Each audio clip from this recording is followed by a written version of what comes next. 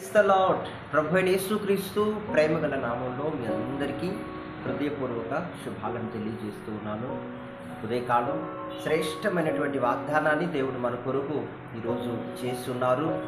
అంతేగాక ఈరోజు 7th day ఉపవాస ప్రార్థన కూటముల ముగింపు మధ్యాహ్న కాలంతో. ఇంకా ఈ వీడియో తెలియని వారికి షేర్ చేయండి. ఇరుకులో, శ్రమలో, బాధలో, కన్నీళ్ళలో, అన్యాయ మధ్యలో ఉంటున్న వారికి షేర్ చేయండి. తప్పనిసరిగా దేవుడు వారి దుఃఖ దినములను సంతోషమయముగా మార్చునుగాక. సాక్షార్థముగా దేవుడు వారి పట్ల అద్భుతము చేయునుగాక. ఆమేన్. కుటుంబ సమేతంగా పాల్గొంది దైవ ఆశీర్వాదాలు పొందండి. ఈరోజు కొరకు శ్రేష్టమైన వాగ్దానాన్ని మీ కొరకు చదువుతున్నాను. రోమీలకు రాసిన పత్రిక 8వ అధ్యాయం 37, 38 వచనాల్లో రాయబడింది, క్రీస్తు మనలను ప్రేమించిన ప్రేమ ద్వారా వీటన్నిటిలోనూ అత్యధికమైన విజయము మనకు కలుగుతున్నది. అత్యధికమైన విజయం ప్రతి ఒక్కరికి అవసరమైన విజయం, నార్మల్ విజయం కాదు, కానీ అత్యధికమైన విజయం ఎవరి ద్వారా మనకు అనుగ్రహింపబడుతుంది అనంటే దేవుని ప్రేమ ద్వారా. క్రీస్తు యేసు మనపై చూపుతున్న ఆ ప్రేమ ద్వారా. ఆ ప్రేమ మరణాన్ని కూడా వంచేస్తుందంట. ఏ మరణము అయినా కూడా వంచి నిలబడుతుందట. మరణ ముళ్ళును విరిచిన ప్రేమ కల్వారి సిలువలో. అటువంటి ప్రేమ మనలను ప్రేమించుచున్న వాని ప్రేమ అంత బలమైనది, మరణము కంటా బలమైనది, శ్రేష్టమైనది. ఈ లోకములో చూడండి, మొన్న ఎక్కడో మనం వార్తల్లో వింటున్నాం కదా, ఇద్దరు యంగ్ స్టార్స్ ఇద్దరు ప్రేమించుకున్న సంగతి. ఆల్రెడీ ఇద్దరు ప్రేమించుకున్నారు, మరొక రిలేషన్ ఉన్నందువలన విగ్గు పెట్టుకుంటున్నాడు అని నథింగ్ ఏం లేదు అక్కడ. చిన్న కారణం, లోపం చూపెట్టి అతని లోయలోకి తోసేసి. మనిషి యొక్క ప్రేమ గుడ్డిదైపోతుంది, ఒక్కోసారి మరణిస్తుంది. కానీ మనలను ప్రేమించుచున్న వాని ప్రేమ అంటే యేసయ్య ప్రేమ బలమైనది, నిత్యము నిలుచున్నది, వాడిపోదు, శాశ్వత కాలం వరకు ఉంటుంది. ఈ భూమి మీద మనలను ప్రేమించి నడిపిస్తుంది, పరలోకమందు కూడా మనలను ప్రేమిస్తుంది, నడిపిస్తుంది. ఆ ప్రేమలో మార్పు లేదు. నిత్యత్వము కలిగిన దేవుడు మనలను ప్రేమించిన ప్రేమ అంత ఉన్నతమైనది. దేవునికి స్తోత్రం కలుగునుగాక.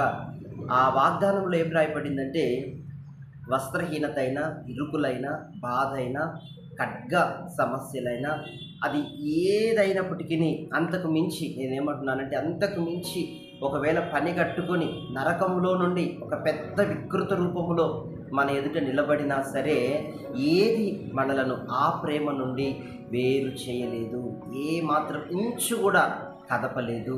దేవునికి స్తోత్రం కలుగునుగాక. ఆమేన్.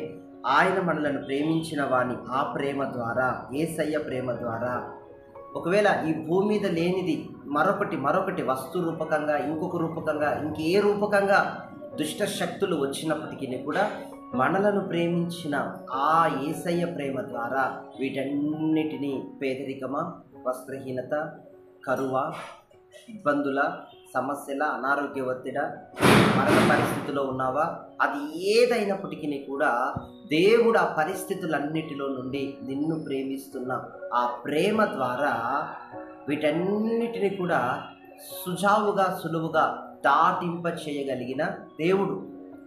అందుకే ఈరోజు ఈ వాగ్దానం విషయాలను వింటున్న ప్రియ సహోదరి, సహోదరుడా, కలలు కనండి. విశ్వాస జీవితంలో మనం కొనసాగేటప్పుడు మంచిగా నేను అలా ఉండాలి, ఇలా ఉండాలని కలలు కనండి. అది జీవితంలో ప్రారంభ దశ.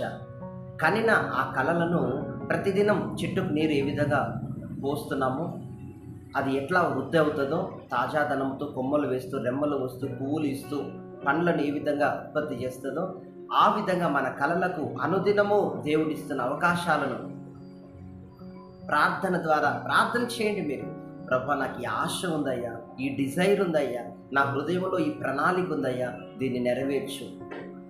నా శక్తి, నా సొంత బలం కాదు, కానీ నీ ఆత్మ కార్యముతో దీనిని నెరవేర్చు, జరిగించు అని మీరు ప్రార్థన చేసుకున్నప్పుడు వ్యక్తిగతంగా ఆ ప్రార్థన ఆలకించిన దేవుడు మీ కలలన్నిటినీ సాకారం చేస్తాడు. అంతేగాక మీరు వదలకుండా ప్రతిరోజు చెట్టుకు నీరు ఎట్లా పోస్తామో ప్రతిరోజు అట్లా ప్రార్థన చేయాలా, అట్లా ప్రయాసపడాలా, ప్రయత్నించాలా. అట్లా ప్రయత్నించిన కొలది ఒకనాడు మీరు ప్రయత్నిస్తున్న ప్రయత్నం ప్రపంచము కన్నులార చూడబోతుంది. దేవుడు ఆ విధంగా దాన్ని ఆశీర్వదించబోతున్నాడు. దేవుడు ఆ విధంగా అనేక కన్నులకు కనబడే విధంగా దేవుడు నీ యొక్క కోరికను, ఆశయాన్ని, కళను దేవుడు పైకి తేబోతున్నాడు. హల్లెలూయా, హల్లెలూయా. ప్రపంచం గుర్తెరిగే విధంగా దేవుడు ఆశీర్వదించబోతున్నాడు. ఆమేన్. అందుకే వాగ్దానంలో రాయబడింది, మీరు నిలకడగా శ్రమించండి, అనుదినము ప్రార్థించండి. మీ కోరికలేవో, మీ ఆశయాలేవో, మీ తలంపేదో దేవుని పాద సన్నిధిలో ఉంచండి. ప్రభు ఇది చేయమంటావా, ఇక్కడ వెళ్ళమంటావా, మరి ఈ విషయంలో నేను ఎలా నడుచుకోవాలి అని స్పష్టమైన దేవుని సూచనను, దర్శనమును, దేవుని యొక్క కృపను మీ డిజైర్కి, మీ యొక్క కోరికకు, ఆలోచనకు, ఆశయానికి అనుగుణంగా ఆయన కృపను పొందుకోనండి. తద్వారా దేవుడు మీకు అత్యధికమైన విజయము కలగచేయునుగాక. ఆమేన్.